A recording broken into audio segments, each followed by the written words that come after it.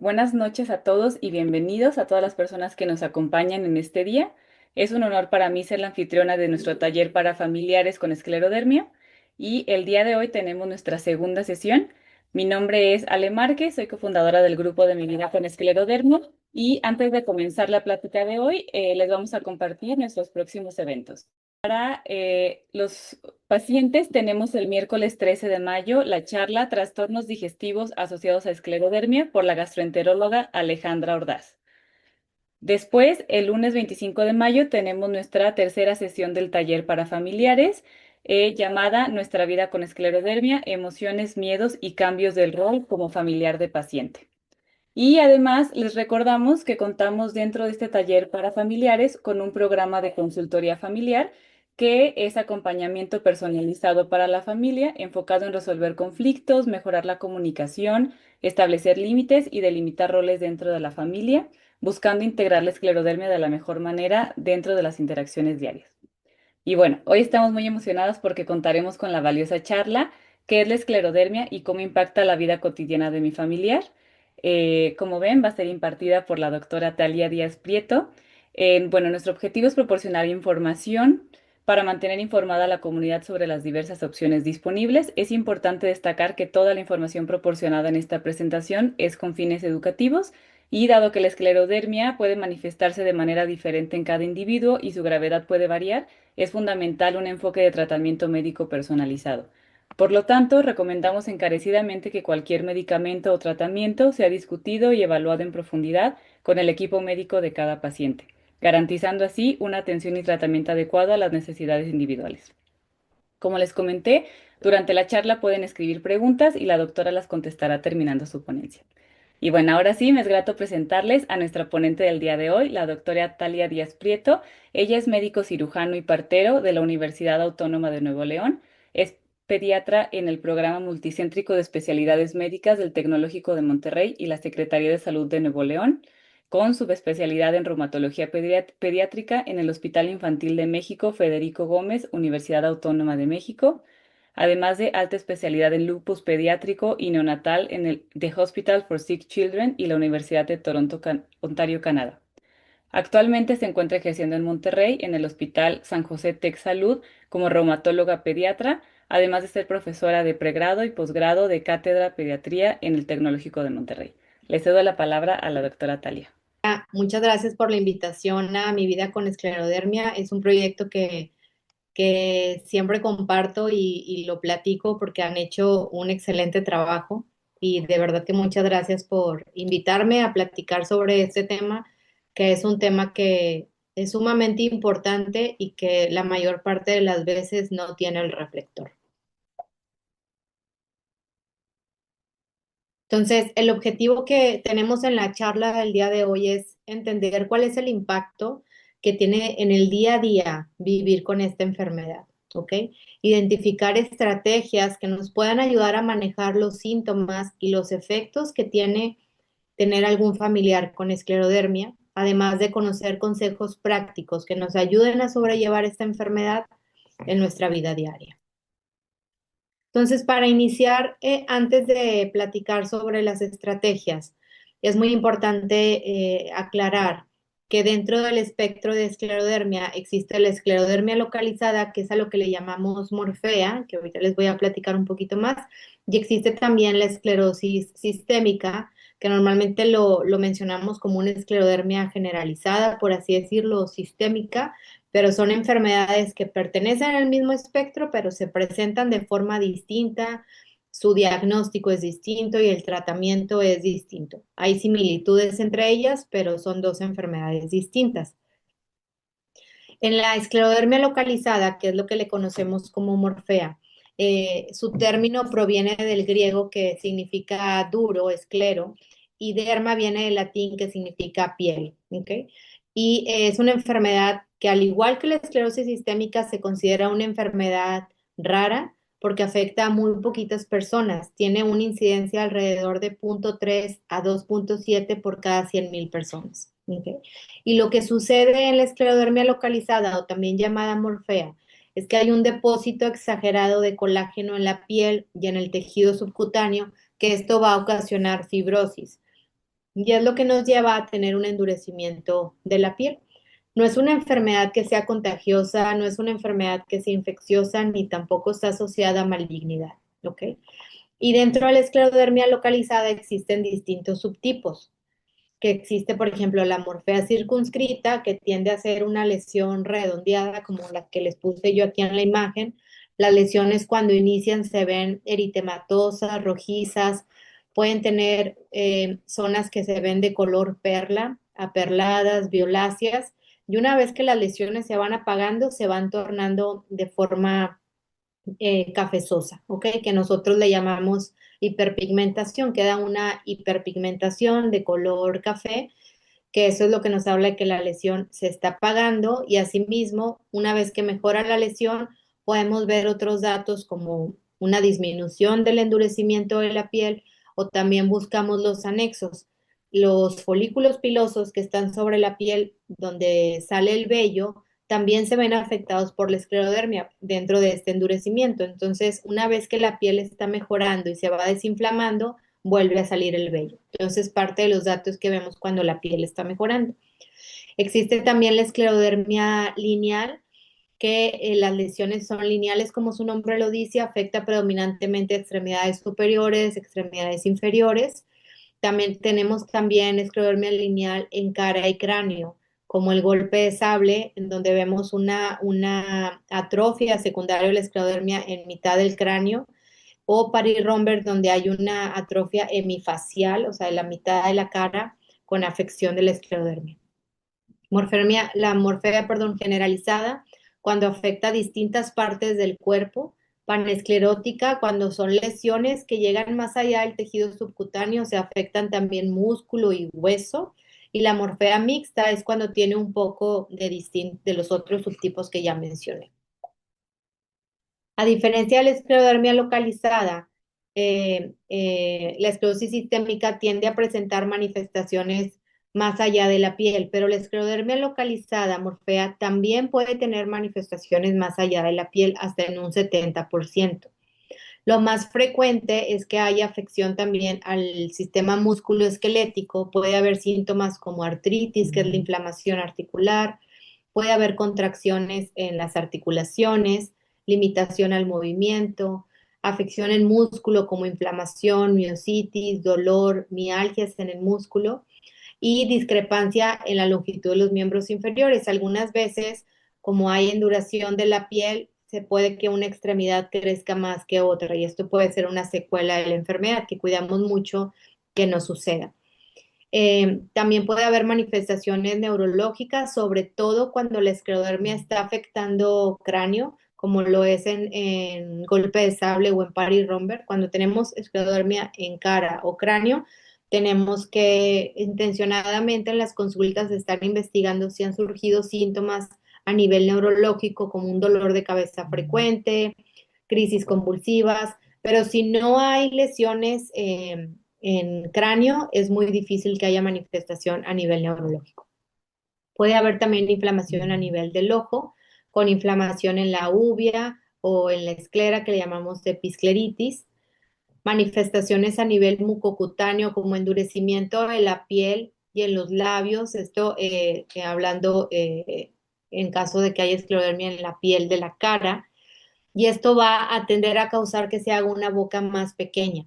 Puede haber boca seca porque hay menos saliva y entonces esto también nos condiciona a que haya mayor tasa de infecciones como caries y puede haber más complicaciones a nivel oral y manifestaciones como gastrointestinal, pulmonar o cardíaco, incluso renal. Es muy raro verlo en la esclerodermia localizada y estas son manifestaciones que vemos más frecuente en la esclerosis sistémica, ¿no? Que es la otra forma de la enfermedad.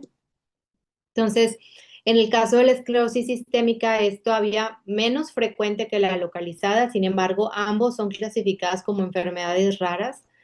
La esclerosis sistémica afecta de 0.4 a 1.9 por cada 100,000 personas, o sea, menos de 2 de cada 100,000 van a tener esta enfermedad, ¿ok? Y además de afectar la piel, pues va a afectar también los vasos sanguíneos y los órganos internos. Alrededor del 40% de los pacientes van a tener 4 órganos o más involucrados Y los órganos que más frecuentemente se afectan puede ser el fenómeno de Raynaud, que ahorita lo vamos a platicar, úlceras digitales, la piel indurada, afecciones a nivel gastrointestinal, como reflujo, disfagia, que es la dificultad para pasar alimentos o bebidas. Puede haber también un retraso en el vaciamiento gástrico, o sea, comemos y tardamos en que la comida pase al intestino y eso hace que yo me sienta llena muy rápido, puede haber estreñimiento, diarrea, etcétera. A nivel pulmonar, la enfermedad pulmonar intersticial, que es secundaria a una inflamación a nivel pulmonar, y a nivel musculoesquelético, principalmente inflamación en articulaciones o en músculos. Quise poner esta imagen para enseñarles lo que sucede en la piel, pues llega a haber este depósito exagerado de colágeno que causa la fibrosis, al igual que en la esclerodermia localizada, pero en la esclerosis sistémica también podemos ver algo que le llamamos telangiectasias, que son unas pequeñas venitas que podemos ver a través de la piel. Podemos ver cambios de pigmentación alrededor de la boca, como puntos más oscuros, cafezosos, y una boca muy pequeña, por la razón que explicaba ahorita, en donde lo que sucede es que la piel indurada, secundario a la misma enfermedad, ocasiona que tengamos una disminución de la apertura bucal y entonces eso hace que tengamos la boca más pequeña. Entonces hay limitación para abrir la boca, no se pueden cerrar los labios por completo, puede haber dificultad para emitir palabras, para masticar, para realizar mi aseo dental o incluso al momento de ir con el dentista para tratamientos dentales. Entonces, cuando hablamos de estas enfermedades, la pregunta que siempre tenemos en la consulta más frecuente es, bueno, ¿y qué sucedió para que se desencadenara esta enfermedad? O en el caso de la consulta pediátrica, los papás preguntan mucho, ¿es algo que me faltó hacer? ¿Es algo en lo que no puse atención? O sea, ¿qué desencadenó esto en mis hijos? Y realmente no hay una causa identificada para estas enfermedades, ni para la esclerodermia ni para la esclerosis sistémica. Sin embargo, existen factores de riesgo, por así decirlo, que pueden desencadenar esta enfermedad. Y uno, como en la mayor parte de las enfermedades autoinmunes, es el sexo femenino. Las mujeres en general tenemos mayor tasa de enfermedades autoinmunes y esto va relacionado a los cambios hormonales que tenemos durante nuestra vida. Por eso estas enfermedades son vistas con mayor frecuencia en la adolescencia o en la edad fértil, que es entre los 20 y los 40 años de edad. También la edad es un factor de riesgo. La genética también tiene que ver, pero no es una enfermedad que se herede, no porque papá o mamá la tengan o algún miembro de la familia tenga esclerodermia o esclerosis sistémica, significa que alguien más de la familia lo puede tener. Esto es muy raro que suceda. ¿Okay? Lo que se puede heredar es la susceptibilidad genética para desarrollar alguna enfermedad autoinmune, pero no tiene que ser forzosamente la esclerodermia. La mayor parte de los niños o adolescentes que vemos con enfermedades autoinmunes tienen papás sanos. ¿Okay? Hay otros factores que se han asociado al desarrollo de estas enfermedades como infecciones virales, sobre todo virus como el citomegalovirus, virus del Epstein-Barr y parvovirus B19, que son virus a los que estamos expuestos la mayor parte de las personas en esta vida. Exposición a químicos como el sílice, por ejemplo, en Veracruz tienen alta exposición a sílice hasta en un 62%, en Coahuila un 29% y Nuevo León un 7%, pero son los tres estados con mayor exposición a sílice en el país. Y hay exposición a otros químicos, por ejemplo, el cloruro polivinil, que es un adhesivo, es el pegamento blanco que se utiliza en algunas manualidades, en textiles, en papel, en cosméticos. Esto es un factor que puede desencadenar la enfermedad. Otros químicos como el tolueno, como los diluyentes de pinturas, algunos esmaltes de uñas, pegamentos, y el sileno, que se utiliza mucho en plantas petroquímicas, en todo lo automotriz, pintura, imprenta, etcétera. También la exposición puede ocasionar esta enfermedad. Ahora, no significa que si yo me expuse la voy a desencadenar. Para que se desarrolle esta enfermedad, tiene que estar una persona susceptible, o sea, con una susceptibilidad genética a desarrollar una enfermedad de estas autoinmunes. Y cuando esta persona que es genéticamente susceptible se ve expuesta a otros factores que pueden desencadenar la enfermedad, como estos que mencionamos, se prende la esclerodermia. Y también tienes que tener una exposición repetitiva, por eso les digo, no por una vez que yo tuve contacto va a suceder, sino es algo que se hace con frecuencia. Y es por eso que algunas veces recomendamos, sobre todo en niñas o adolescentes, que no utilicen maquillaje, uñas, muchas veces se quieren poner uñas de gel. Entonces hay que evitar que desde chiquitos tengan esta exposición, porque si se exponen desde su edad pediátrica, pues obviamente va a existir un mayor riesgo en la vida adulta. Ahora, hay ciertas diferencias de la esclerodermia y la esclerosis sistémica en población pediátrica y en la población de adultos. Por ejemplo, en niños y adolescentes vamos a ver más frecuente la esclerodermia localizada. No es tan frecuente ver esclerosis sistémica, a diferencia del adulto, donde es más frecuente. En adolescentes vamos a ver un daño a órganos muy leve o moderado, a diferencia del adulto, donde puede llegar a ser algunas veces severo, sobre todo a nivel de pulmón o riñón. Los síntomas iniciales van a variar. Por ejemplo, en niños normalmente vemos que hay discrepancia en la longitud de las extremidades o hay alguna atrofia facial, atrofia muscular, que son manifestaciones propiamente de la esclerodermia localizada. En el caso de adultos, donde se ve más frecuente la esclerosis sistémica, pues es muy frecuente ver el fenómeno de Raynaud con los cambios de coloraciones en los dedos de las manos, hay ulceritas en las puntas de los dedos. A nivel de los estudios de laboratorio también hay diferencia. Es más frecuente ver anti-SCL70 y anti-RNP en población pediátrica, a diferencia de adultos, donde vemos con mayor frecuencia otros estudios que los reumatólogos solicitamos, como el anti-RNA POL3 y el anticentrómero.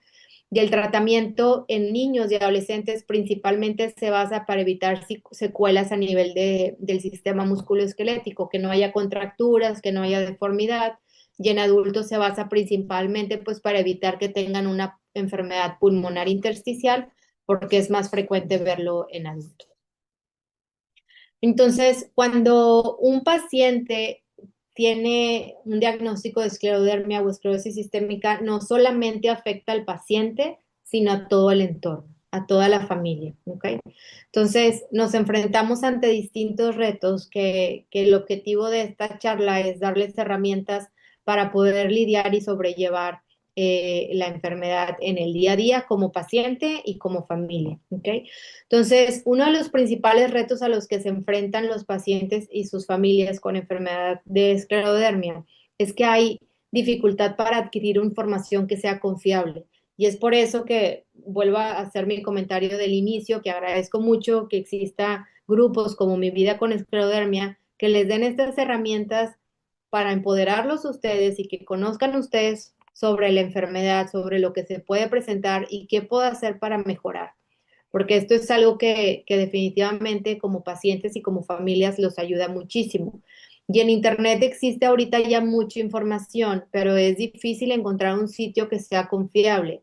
Entonces, siempre lo correcto es preguntar a su reumatólogo o a su reumatólogo pediatra sobre información confiable de esta enfermedad y él les va a dar fuentes confiables de dónde leer, ¿ok?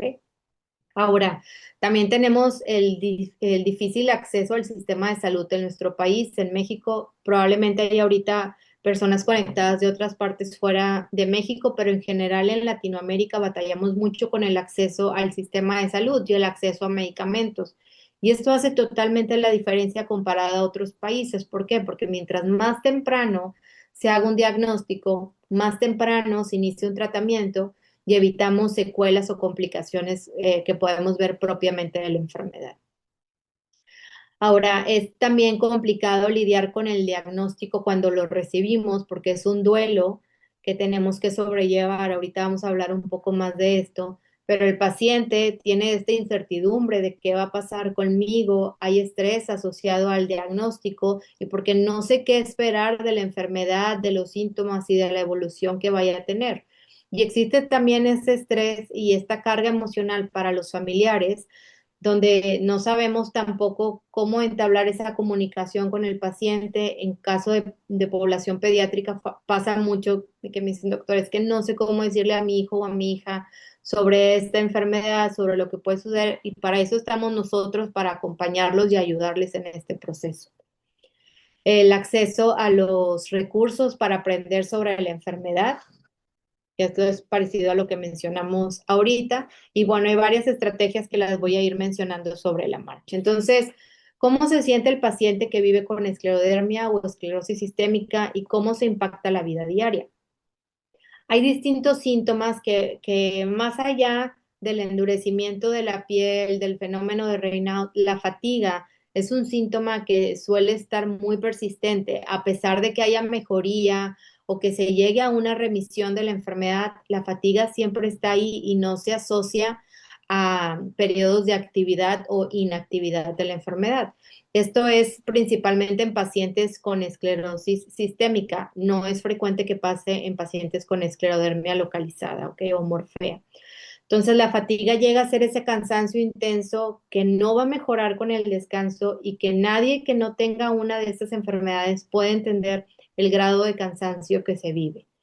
Se siente como si te hubiera atropellado un tráiler. O sea, tú te levantas en la mañana y dices, no sé qué pasó, dormí mis 7 u 8 horas diarias, pero siento que no puedo con mi vida.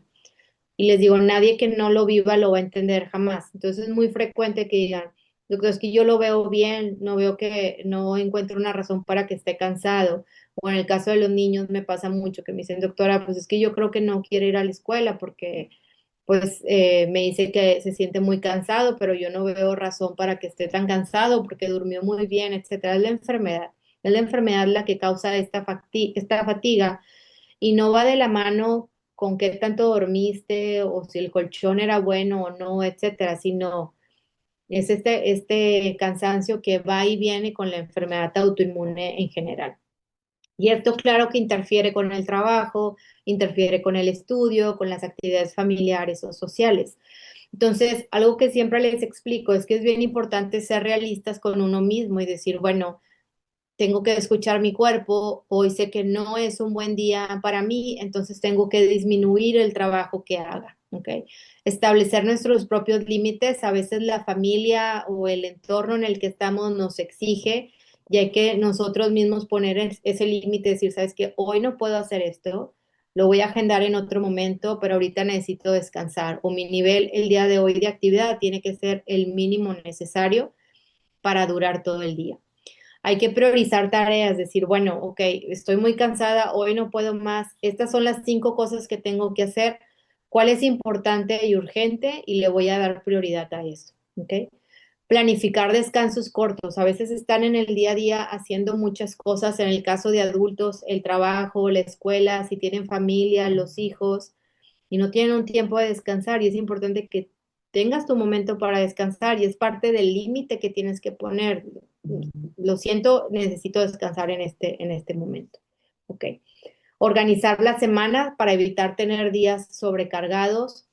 Tratar de tener su sueño regular porque la fatiga si es, va de acuerdo a tu enfermedad, pero si ves que dices, oye, ¿sabes qué? Estoy muy cansada y además no estoy durmiendo bien, estoy durmiendo menos de 8 horas diarias, o en el caso de los niños, menos de 10 horas diarias, pues te vas a sentir más cansado todavía. Entonces, lo básico necesario que necesita nuestro cuerpo para descansar, hay que hacerlo. Y la otra parte que se ha demostrado científicamente que nos ayuda con la fatiga es el ejercicio. Y lo puse como suave, según la tolerancia, porque muchas veces pasa que dicen, doctor, es que sí intenté hacer actividad física, pero no aguanté más de una semana. Al día siguiente no me podía ni mover, me sentía muy cansado. Y eso es normal. Entonces, por eso es un ejercicio que empiecen muy suave. Yo les digo, haz caminata, sale al caminar al parque 10, 15 minutos y con eso estuvo muy bien. Al día siguiente descansas y luego al día siguiente 10 o 15 minutos. E ir aumentando esa actividad poco a poco. La meta es que por lo menos tengan de 30 a 60 minutos al día de una actividad regular dentro de lo que tu cuerpo te permite, pero tampoco sobreexigirte mucho y regresamos al punto de ser realistas, ¿ok? Ahora, Otra de los síntomas que son muy frecuentes y causan mucha molestia al paciente es el fenómeno de Raynaud, que lo que sucede es que por el frío o las emociones fuertes hay una vasoconstricción, o sea, se cierran los vasos sanguíneos de cualquier parte del cuerpo, pero principalmente manos, ¿no? Puede ser manos, pies, orejas, nariz y lengua. Tengo una paciente que a veces hasta la lengua se le pone morada del fenómeno de Raynaud. Entonces, lo que vamos a ver, voy a adelantar una diapositiva y ahorita me regreso. Lo que vamos a ver es que hay personas sanas que pueden tener fenómeno de Raynaud y no se asocia a alguna enfermedad, ¿ok? Pero en el caso de esclerosis sistémica, con frecuencia vemos el fenómeno de Raynaud y lo que sucede es que primero la piel se torna blanquecina por completo, sobre todo esta parte de los dedos, donde se cierra el vaso sanguíneo, no llega sangre y por ende no llega oxígeno y por eso se pone blanco. Después se pone azul donde no está el oxígeno y luego el vaso sanguíneo se abre otra vez y por eso viene la fase donde se ve rojiza la piel. Entonces el fenómeno de Raynaud habitualmente consta de estas tres etapas, la fase blanquecina, la fase violácea y la fase eritematosa, que es la enrojecida. Entonces, ¿qué podemos hacer para evitar este fenómeno de Raynaud? Es bien importante porque la vasoconstricción en los dedos llega a ser tan severa que de tanto que no llega flujo sanguíneo a los dedos, se aparecen las úlceras en las puntas de los dedos, donde hay un área de necrosis, donde se muere ese tejido porque no llega la circulación. Entonces es bien importante evitarlo. Y la manera de evitar, casi siempre lo que hacemos es utilizar guantes, que es parte de las medidas que debemos de hacer, pero lo ideal es que trates de mantener tu cuerpo entero caliente, o sea, traer una buena chamarra, un buen gorrito si estás en algún lugar frío, porque lo que hace el cuerpo cuando está en climas fríos es llevar la sangre principalmente a donde están los órganos vitales del cuerpo, que es en tórax y abdomen, ¿ok? Entonces le quitas sangre de los lugares periféricos, o sea, brazos y piernas. Entonces, si tú mantienes calientito tu core, ayuda a que no se vaya el flujo sanguíneo de tus manos. Por eso no nada más usar los guantes, sino también mantener caliente tórax, abdomen, cabeza para evitar que el flujo sanguíneo se vaya a otras partes del cuerpo. Y es bien importante abrigarse en capas, utilizar guantes y los guantes que debemos de utilizar son los guantes en forma de monito de nieve, porque de esta manera tus dedos se mantienen pegados dentro del guante y emiten calor entre ellos, y eso es mejor a que si tienes los guantes con los deditos separados. Evitar una exposición repentina al frío, o sea, si estoy en un lugar con clima cálido, pues evitar meterte de repente a un clima frío, porque eso te va a causar fenómeno de Raynaud. No tiene que estar en invierno, a veces hay pacientes que estamos en verano, pero mi doctor es que me estaba tomando un frappé helado y tenía todos mis dedos morados, entonces pues buscar la manera de que tú tengas ese contacto con el frío, ¿ok? Hacer ejercicios de calentamiento, manejar el estrés, porque les digo que también las emociones fuertes lo pueden desencadenar. ¿Y cuáles son las señales de alarma? Si empieza a haber un dolor intenso en las manos, si empieza a haber úlceras en los dedos o cambios persistentes en los dedos, son datos de que este fenómeno de Raynaud requiere un tratamiento específico. Entonces, dentro de las medidas, además de las que mencionamos ahorita, existen estos dispositivos que son fáciles de conseguir, en donde tú nada más los prendes y te emiten calor. Entonces, son pequeños, los puedes traer en tu bolsa y los prendes cuando sientes tus manos frías o ves tú que tienes cambio de coloración en las manos. O existen también estos parchecitos como los que les puse en esta foto, que lo puedes meter al guante y emiten más calor, o también en los calcetines, ¿ok? Hace rato estaba viendo un video donde cuando estaba haciendo la presentación de una paciente con esclerodermia, que se me hizo muy interesante, ella tenía una, como en forma de un monedero así chiquito de tela, con una bolsita, muy sencillo, o sea, lo pueden hacer en casa, y entonces ella metía el parche en esta bolsita, pero la bolsita tenía en forma de velcro. Pónganle ustedes como si fuera un monedero que pudieras traer aquí en la muñeca chiquito. Y entonces metes el parche Entonces ya no estás que si se me sale el parche del guante, que si me lo tengo que sacar, usted se está pegado aquí, te emite calor y te ayuda a mantener caliente también las manos. Entonces me pareció un buen tip que pueden también realizar. Ahora también pueden llegar a presentar dolor y rigidez matutina. O sea, es habitual en pacientes, sobre todo con esclerosis sistémica, no con esclerodermia localizada, que en las mañanas amanezcan con las manitas un poco más hinchaditas. En inglés le llaman puffy hands. Y lo que sucede es que batallan para cerrar las manitas por completo y puede haber dolor. Eso puede ser por la misma inflamación de la piel o por inflamación a nivel de las articulaciones. ¿Ok? Entonces, esto es frecuente que suceda y nos ayuda mucho tener la fisioterapia, que más adelante les voy a enseñar unos ejercicios que pueden hacer. Pero además de eso, mantener calor, además de ayudarnos con el fenómeno de Reina, nos ayuda también a mantener la piel con mayor movilidad. Un calor que sea moderado, tampoco calor intenso, y hacer ejercicios de movilidad y tratar de adaptar las actividades en el día a día para que tú puedas tener pausas con tus manos y estar haciendo movimientos que te permitan estar mejorando esa extensión y flexión de los dedos. Puede haber también fatiga mental, lo que a veces pueden leer como neblina mental, y lo que sucede es que puede haber ansiedad, miedo a tener algún brote, preocupación por qué es lo que va a pasar en un futuro conmigo, y ahí es donde entran los grupos como Mi Vida con Esclerodermia, que les proporcionan mucha educación sobre la enfermedad, estas sesiones que es un privilegio que les puedan tener, el apoyo psicológico, grupos de apoyo, que esto nos va a ayudar a sobrellevar la enfermedad. La afectación en la vida laboral y escolar. O sea, muchas veces cuando se vive con una enfermedad crónica, pues tienen que tener citas frecuentes con médicos, con todo el equipo multidisciplinario, psicología, rehabilitación, tienen que ir también a tomas de laboratorio.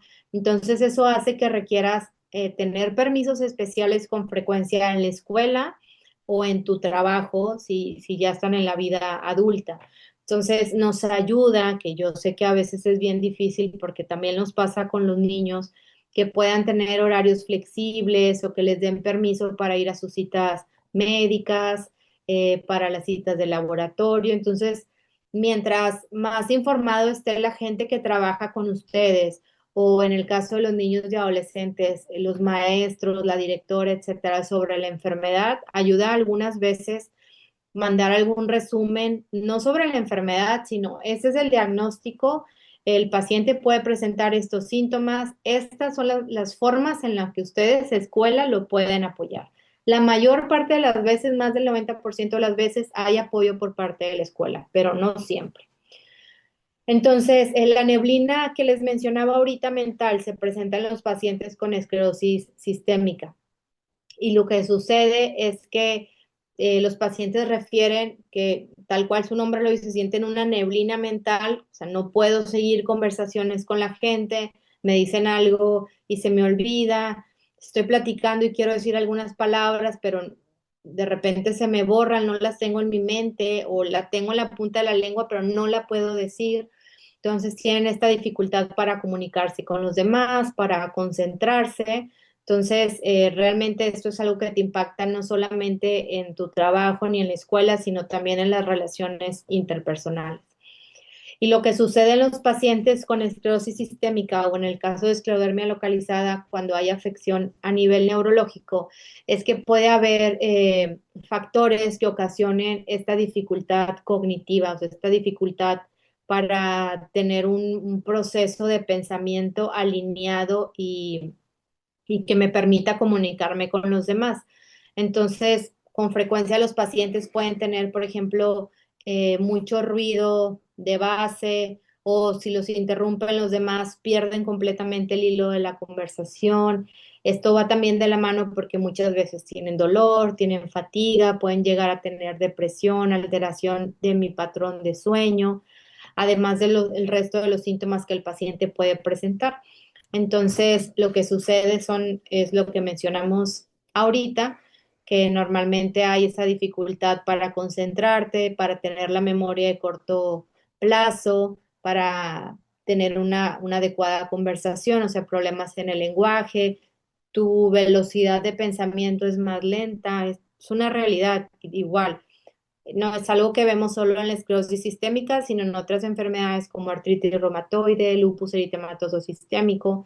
Entonces, alguien que no lo ha vivido no lo va a entender, pero es real. Lo que ustedes sienten es real. ¿Ok? Ahora, algunas estrategias que se han propuesto por pacientes que viven con esclerosis sistémica y esclerodermia es que lo que pueden utilizar para lidiar con estas dificultades cognitivas es tener recordatorios electrónicos, sobre todo, por ejemplo, en medicamentos.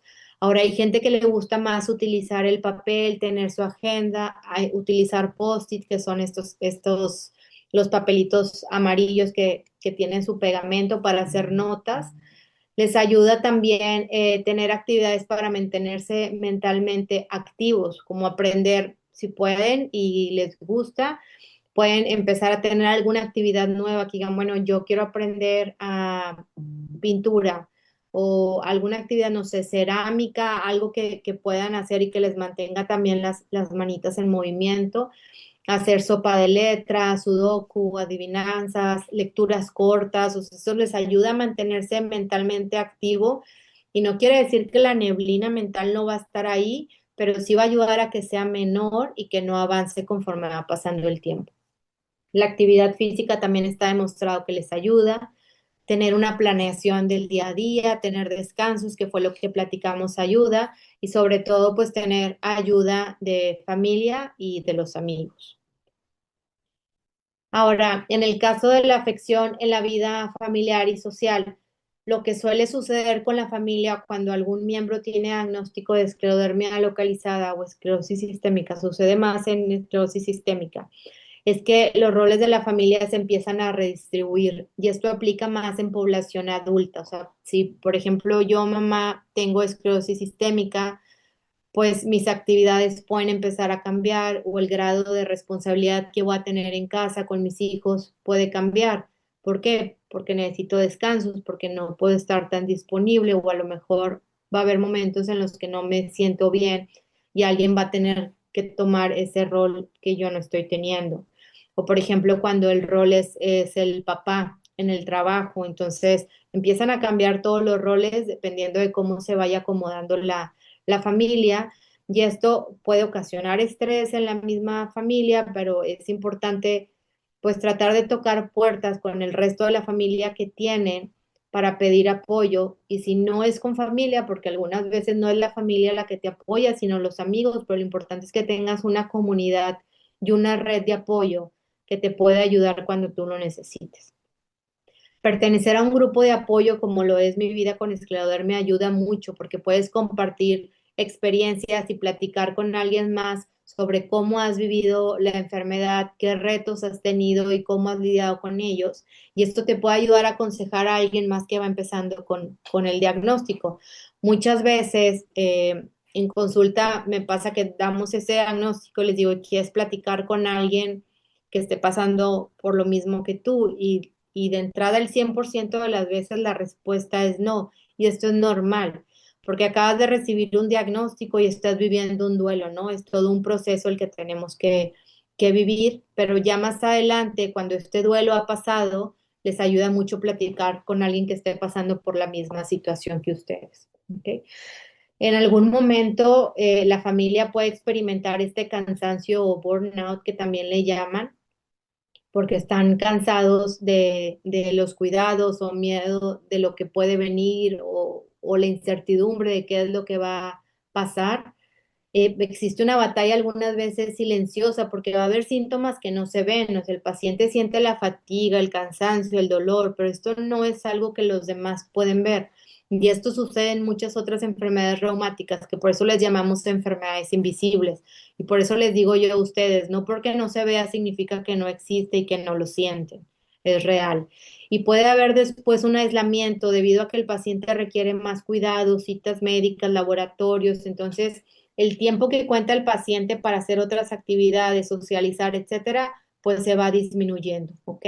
Y se empieza a perder esa socialización y los beneficios que tienes, sobre todo cuando vives con una enfermedad crónica. Dentro de las etapas del duelo, que es lo que platicábamos ahorita, está la etapa de la negación, donde no queremos ver la realidad. Muchas veces, pues hay una negación al diagnóstico y es normal y les toma algunas semanas y luego regresan otra vez, ya una vez que pasaron este proceso. Después viene la ira, donde buscas algún culpable o saber por qué pasó esto, que es una injusticia, por qué yo. Después viene la negociación en donde empieza a haber esperanza de que la situación vaya a ser diferente. Puede haber algo de depresión, donde ya estás más consciente sobre lo que estás viviendo y te sientes triste por vivir con esta enfermedad, por estar tomando medicamentos todos los días, tienes miedo, incertidumbre que mencioné previamente y luego viene la aceptación, ¿no?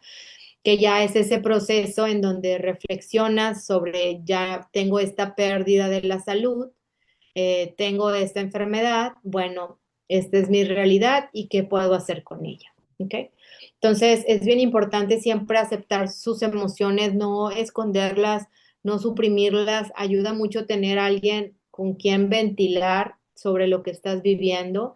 Tratar de rodearte de personas vitamina, de esas personas que verdaderamente te nutra estar con ellas, ¿ok? Quien te escuche, quien te puede aconsejar y tratar de enfocarnos en los momentos positivos, que yo sé que es muy difícil, pero si dices, bueno, tuve estas cosas en mi día a día, quedarte nada más con lo bueno.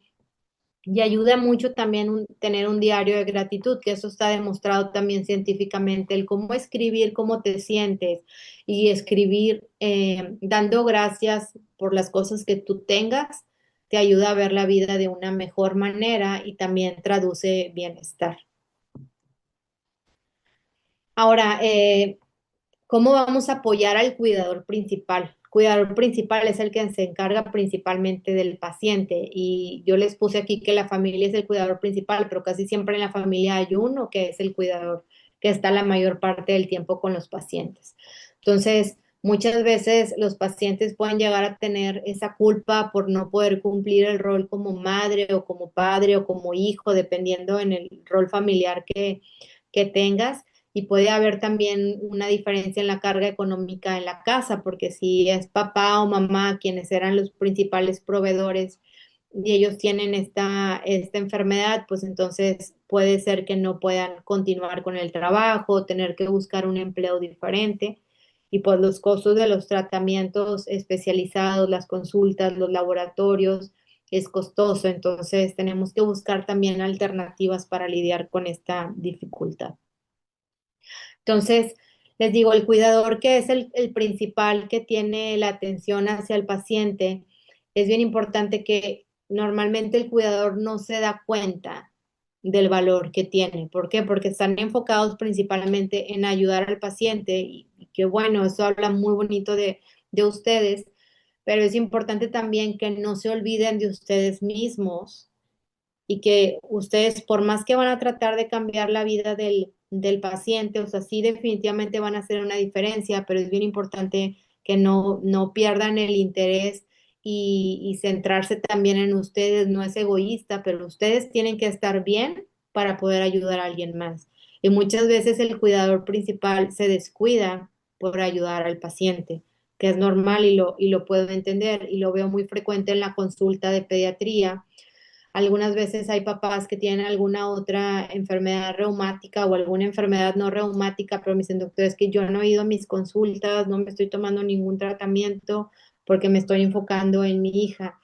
Y como papás, nuestros hijos son el todo y es la prioridad siempre, pero acuérdense que tienen que estar ustedes bien para que su hijo, su hija o su esposo o esposa, etcétera, a quien estén cuidando, esté bien. Entonces, el tiempo que dedican, el trabajo que hacen, siempre va a hacer una diferencia. Definitivamente va a impactar en el pronóstico del paciente, porque si el paciente no tiene a su cuidador principal, definitivamente sería un curso y una evolución distinta. Entonces, definitivamente mejoran el pronóstico del paciente.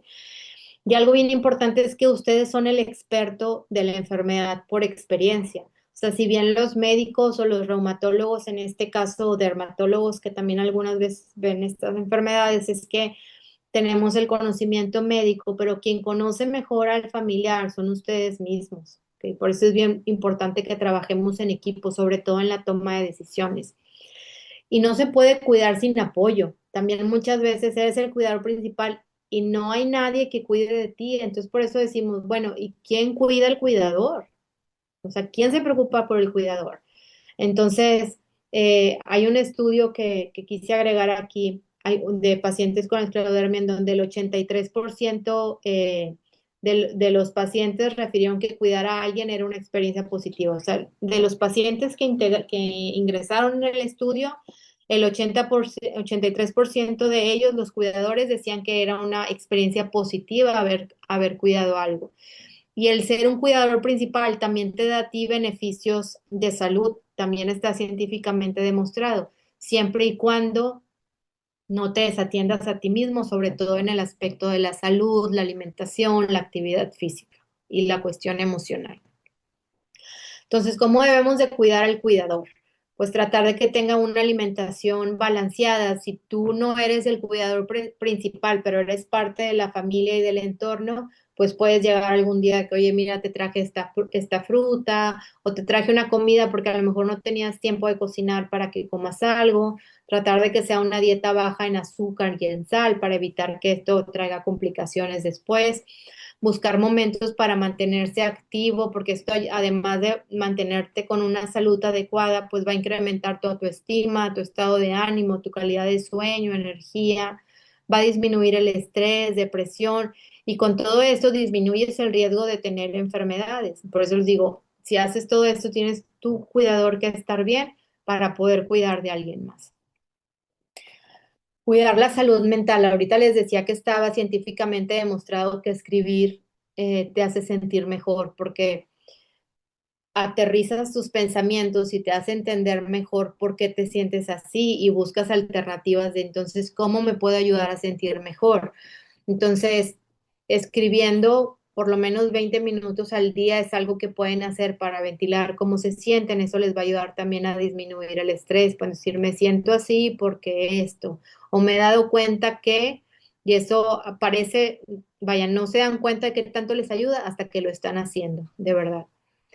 Y no dejar a un lado tampoco tus metas y tus sueños. Aquí les puse esta mnemotecnia que se llama SMART, que es una manera de, o sea, son los requisitos que tienes que hacer cuando determinas una meta para poder lograrla. Entonces, la S de que seas específico, o sea, bueno, ¿cuál es mi meta o mi objetivo que quiero lograr?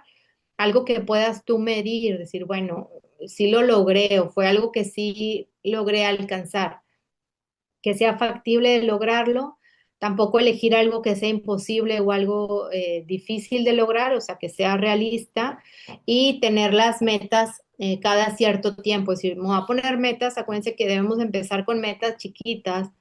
Yo me voy a poner metas chiquitas y los voy a ir cambiando cada semana o cada mes. A lo mejor puede ser, mi meta va a ser salir a caminar 15 minutos 2 veces a la semana, que no es una meta difícil de lograr, es una meta realista, la puedo medir porque puedo contar si salí 2 veces a la semana en todo el mes.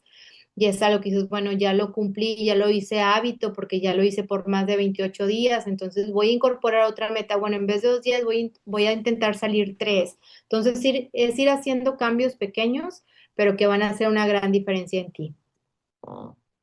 Conectar con otros cuidadores, ya sea con asociaciones nacionales, internacionales, conferencias a pacientes como las que hacen en Mi Vida con Esclerodermia, tener apoyo virtual, los grupos de Facebook. Nada más en los grupos de Facebook hay que tener mucho cuidado porque muchas veces se dan consejos de medicamentos o remedios naturales que es mejor no utilizar, pero si el grupo lo utilizan para apoyarse, leer experiencias y compartir, es muy beneficioso para ustedes.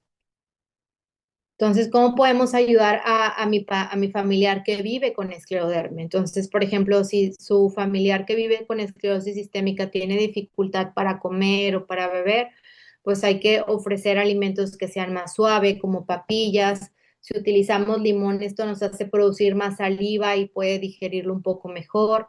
Darle un tiempo razonable para que pueda comer. sobre todo porque muchas veces requieren comer en pequeñas cantidades y pausado, entonces no presionar tampoco en ese aspecto. Por ejemplo, en caso de que haya sensación o ardor después de comer, pues entonces hay que hacer comidas que sean chiquitas, pero de forma frecuente para que tenga adecuada nutrición. Evitar cenar pesado, porque luego esto nos vamos a acostar luego y nos puede ocasionar reflujo, que es un síntoma frecuente en la esclerosis sistémica. Tratar de estar parado o sentado después de comer para que la comida, porque lo que sucede en la esclerosis sistémica es que el esófago empieza a endurecerse y entonces no ayuda a bajar bien la comida, no hay esta motilidad, este movimiento anormal. Entonces ayuda yo quedarme parada o sentada para que la comida poco a poco por gravedad vaya cayendo. En caso de que haya pérdida de apetito, pérdida de peso, tratar de ofrecer alimentos con mayor aporte de proteínas en la medida que sea posible. O sea, pueden licuar un poquito de pollito, de carne, hacer papilla, agregar más caldos y sopas. A los vegetales ponerles mantequilla o aceite de oliva. Si comen una comida pequeña, bueno, agregar un poquito de quesito extra arriba para proporcionar más proteína. Y en el caso de la cocina puede haber dificultad para cocinar y existen ya aditamentos como los que les puse aquí que pueden utilizar cuando tienen cierta limitación al momento de mover las manos. Ahora hay ejercicios que pueden hacer con las manos, por ejemplo, con sus mismas, o sea, el mismo paciente lo puede hacer o tu cuidador principal lo puedes ayudar a pasivamente hacer los movimientos de los dedos. Normalmente el dedo está, le llaman dedo de beisbolista, que está así dobladito, y entonces tú puedes ayudar a extenderlo lo más que se pueda. Y una vez que lo extiendes lo más que se pueda, tratas de quedarte ahí 10 segundos y descansas. Y esto va a ayudar agarrando poco a poco mayor movilidad. Tratar de estar haciendo puños en la medida posible, abrir y cerrar, agarrar objetos pequeños, la extensión de todos los dedos, que este ejercicio también se llama estrella de mar, o sea, hacer tu manita y tratar de extender lo más que puedas y agarrar fuerza también de prensión, y aquí nos ayudan las pelotitas como las de estrés o los squishies, que también están mucho de moda, a estar haciendo este movimiento. Y hay ejercicios también que podemos hacer en la boca para evitar que se haga chiquita y que no tengamos complicaciones a nivel oral, como por ejemplo llenar la boca con aire. Trates de agarrar aire por 5 segundos, lo dejas ahí y lo sueltas 10. Y lo inflas otra vez 5 segundos, sueltas 10. Y este ejercicio te ayuda también, es parte de la terapia de rehabilitación para mantener mayor movimiento en tu boca. Hacer sonrisas forzadas, como lo vemos en esta imagen. Abrir la boca lo más que puedas sin que te cause dolor, no debe de doler. La dejas ahí 5 segundos y luego descansas 10. ¿Okay? Y la otra es con tus mismos dedos de las manos tratar de extender tu boca y hacer ejercicio de flexibilidad para ayudar a relajar tus labios. Ahora también otra manera de apoyar al paciente es ayudando a llevar el calendario de las visitas médicas a laboratorios o estudios especiales que se puedan llevar. La verdad es que son muchas citas, sobre todo cuando tienen un equipo multidisciplinario. Entonces, coordinar y toda esta organización ayuda muchísimo. Y también con los medicamentos, porque luego son muchos medicamentos, ayuda a tener un calendario en el refrigerador. Estos se toman estos días, en qué momento del día lo debe tomar, qué cantidad. Tratar de tener medicamentos en lugares que estén frecuentemente en casa, en la mesa, en el baño, para acordarse de que me lo tengo que tomar. Utilizar pastillero o traer los medicamentos también en la bolsa para que en el momento que se acuerdan o si están fuera de casa, pues que no pierda el paciente tomarse su medicamento. Entonces, en resumen de las estrategias para lidiar con la enfermedad, es bien importante tener información confiable. Entonces, ayuda a tener un grupo de apoyo, utilizar fuentes confiables de Internet, asistir a sesiones como las de Mi Vida con Esclerodermia y aprender a hacer preguntas sobre la enfermedad, porque es bien importante que ustedes sean pacientes empoderados o cuidadores empoderados. tener estrategias para manejar el estrés, tener ese apoyo de la familia, de amigos, de otros pacientes o familias que viven con esclerodermia, tener técnicas de distracción, por ejemplo, tener una mascota, que esto también les ayuda mucho a los niños. Con frecuencia me preguntan si hay alguna contraindicación por la inmunosupresión. No, no pasa nada, sí pueden tener una mascota siempre y cuando tenga su baño frecuente cada que le toque a la mascota y sus vacunas completas. Hacer juegos de mesa, ver la televisión, tratar de enfocarse en algo distinto y hacer ejercicios como meditación, yoga, ayuda a tener también esa relajación y tratar sobre todo de vivir un día a la vez. Muy bien, no sé si tengan alguna duda o pregunta. Terminé justo a tiempo, Ale. Sí, muchísimas gracias, doctora. Pues bueno, Bueno. le damos las gracias a la doctora Talia por su aporte a la comunidad de pacientes y familiares con esclerodermia, por su tiempo, su dedicación y su disposición por unirse con nosotros. La verdad es que, bueno, personalmente me encantó la presentación. Creo que nos dio muchísima claridad y toda esta parte, pues médica, pero también práctica. Entonces, yo creo que, pues, nos va a ayudar muchísimo. Y bueno, vamos a apagar la grabación para continuar con las preguntas y con pues poder prender nuestras cámaras y micrófonos. Entonces los invitamos a hacerlo.